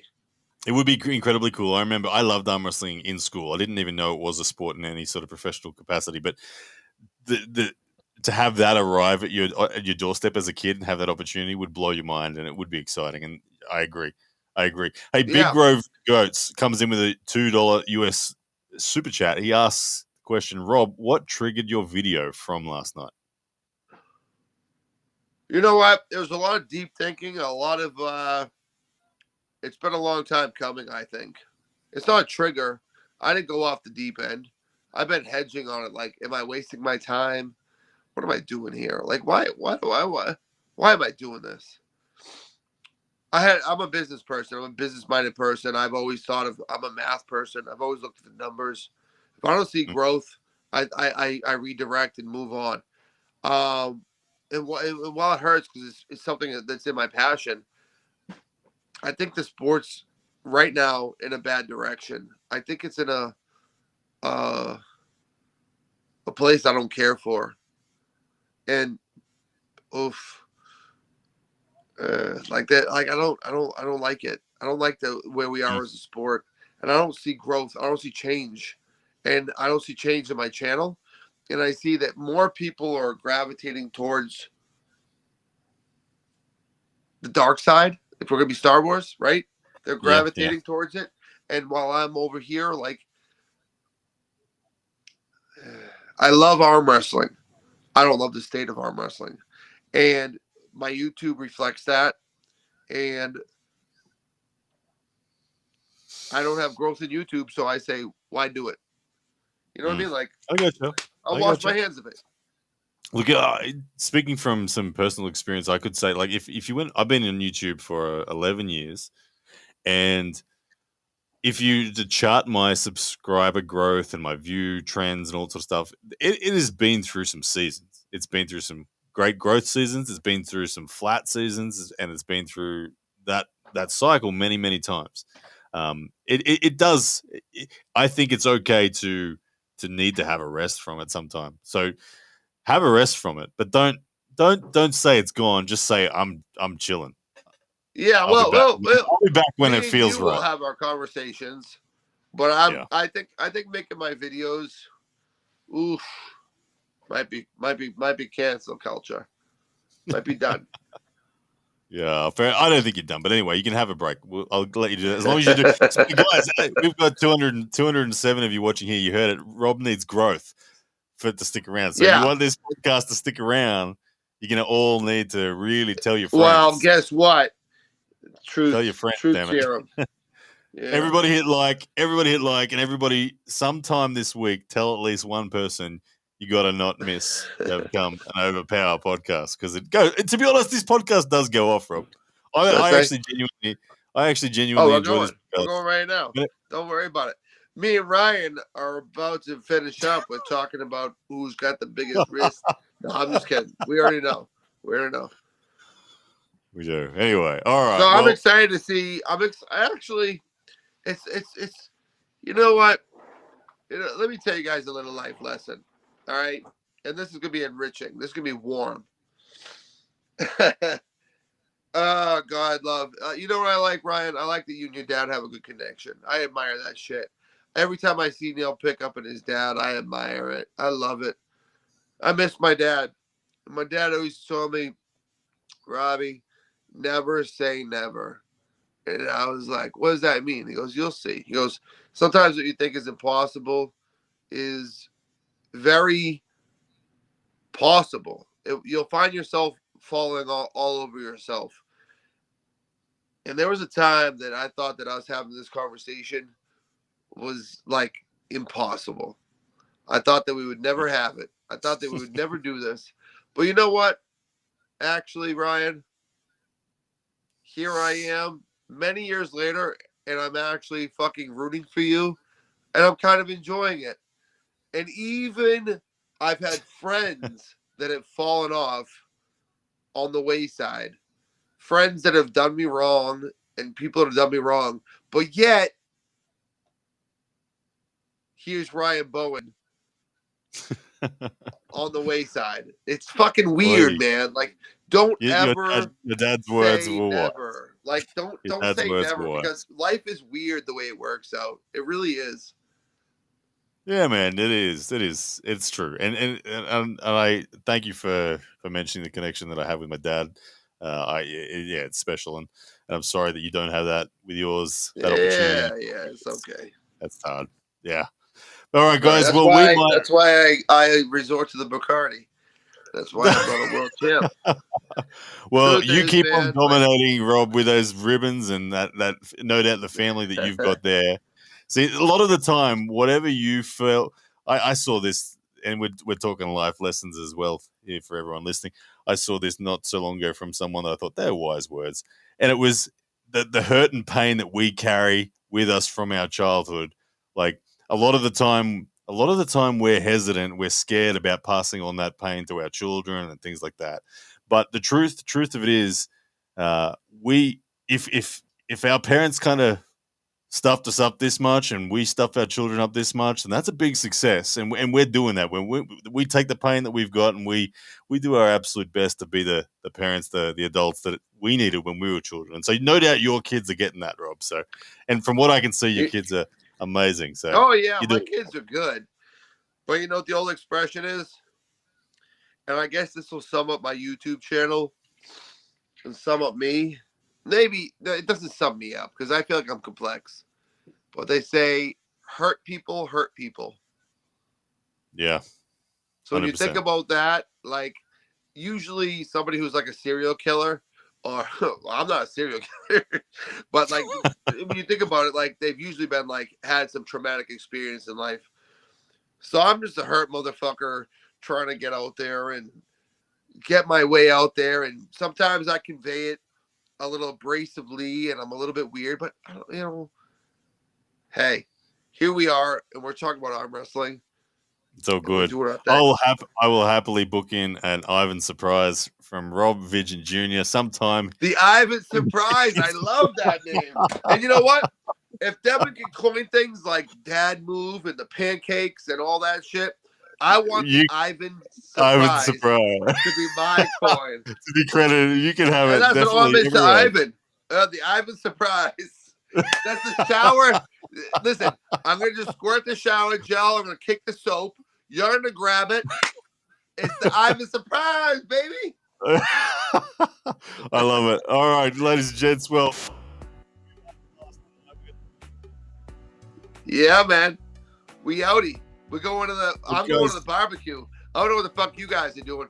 Brian got a barbecue to go to. Nice. Hey, well, I'm going to go to bed. Listen, it's 2 a.m. for me, but listen to me. There's a lot of love for the people who followed me this time.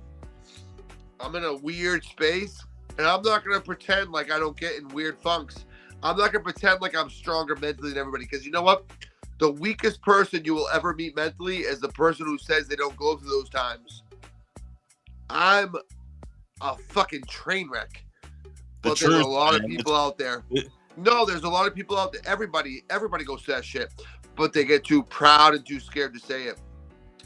So while I'm a train wreck, I'm going to go sort me out. Still strong as a motherfucker. Ryan, you don't want to know how strong I am, but I love everybody here. Ryan, you know what? Nowadays, motherfucker ain't time a bitch. You know what? The strap right there. I got love and respect for you, bro. Honestly, a lot of love and respect. Time has passed, and we're all different. And you know what? There can be a level of respect. Love and respect to everybody here that tuned in. Ryan Bowen, you too. Love and respect. I'm a fucked up cat. I got a lot of shit to deal with. Hey, we'll be back next week. We'll catch you on the flip side. Peace out. All right, guys. Thank you so much.